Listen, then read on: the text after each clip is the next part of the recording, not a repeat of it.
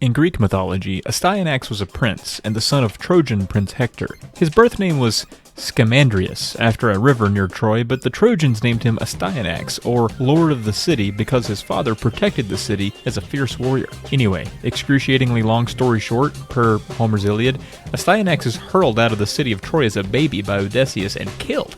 However, medieval legend is that he survived and went on to found the line that led to Charlemagne.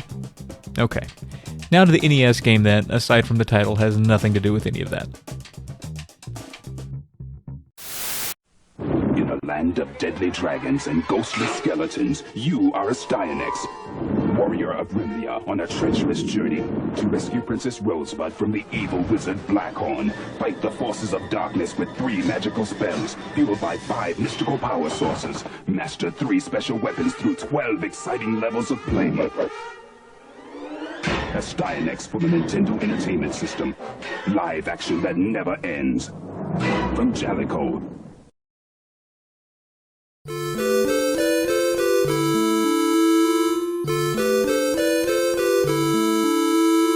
Astyanax is a medieval action platformer where your character, Astyanax, must traverse a series of stages leading to in-level bosses and eventually to the final boss. Standard recipe. The story starts in modern times as you're a daydreaming 16-year-old student at Greenview High School, and lo and behold, your name is somehow Astyanax. In your dream, you hear a young woman calling out your name, and then on the way to class, you're transported to another dimension where a fairy tells you that some Princess Rosebud has been kidnapped by the evil wizard Blackthorn. You can fill in the rest.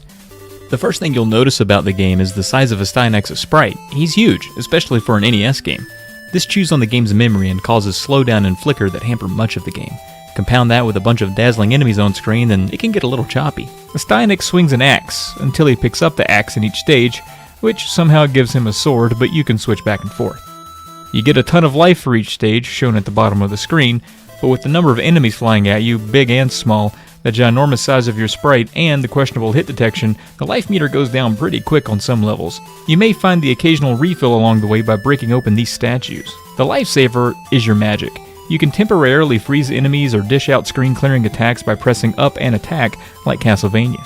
The magic runs out quick, so it has to be used sparingly, but once again, refills can be found along the way in some stages. The enemy placement in the game can be cheap. It's tough enough to manage your health with the enemies you can see, but the ones you can't that knock you backward and down into pits are the worst. Thankfully, the game has an infinite continue system, so pack a lunch.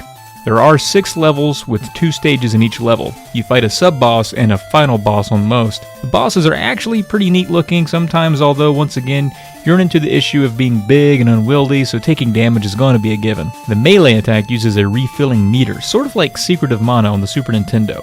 Spamming the attack button on some enemies is useless, and it's obviously not as powerful as waiting for it to charge, but that comes at the cost of taking damage. There's usually some middle ground that works best, especially on bosses. The payoff, though, is that as the levels progress, your attack gets stronger as the meter grows. By the time you reach the final boss rush at the end, most of the enemies aren't too bad. Truthfully, the most difficult areas in the game lie in a few of the middle stages with pits you can fall in. Jalico also developed the Astyanax for the Jalico Mega Arcade system at the same time, so the NES Astyanax is not technically a port.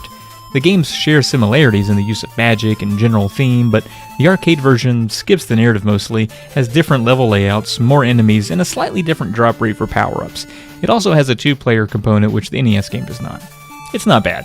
It's also not clear why the NES version drops the from the title. All in all, Astyanax isn't terrible, but it can be annoying with the stiff controls, all the flickering, and the bad enemy placement. Some memorization, lots of patience, and infinite continues are on your side here. Alright, that's been Astyanax. Don't throw your babies over walls, and thanks for watching.